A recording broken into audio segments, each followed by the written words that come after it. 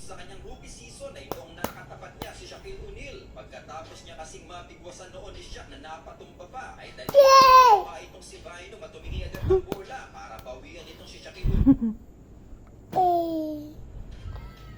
What is that, nangak? Shika, shika. Shika, shika. Shika, shika. Shika, shika. Shika, shika. Shika, shika. Bawi naman siya, mga idol, na dinagdagan pa ng isang palya kay Basa ka na? Basabi, basa ha? Suportado naman ni Basa ha? ito ni Bynum. Read, read. 2007, No. magsisimula ng No season daw, ay balya. ng starting center noon na si Kwame Brown. Kaya naman nabigyan ng pagkakataon itong si Bynum na makapaglaro ng mas mahabang minuto. Umaverage siya sa season. 5.9 rebounds and 1.6 blocks per game.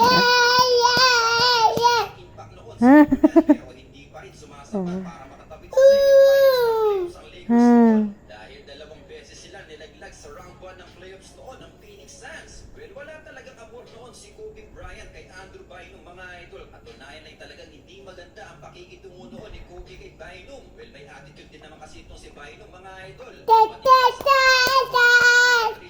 Itong si Bynum noon para makuha si Jason Kidd. Ngunit dahil sa I ni Bynum noon ay dinisregard nila love you. Yay. You diretso. May love pa gani. I Bynum dito, nakarapat-dapat siyang I idol. Dito ay talagang lumabas na ang kanyang magandang development. I Season ay napakagandang performance sa kanyang naipakita sa kupunan. Sa kanyang first 35 games na nilaro sa season, I ang kanyang stats. Hindi lang I idol, kundi pati na rin love average ito ng love 32 rebounds per game na mayroon you.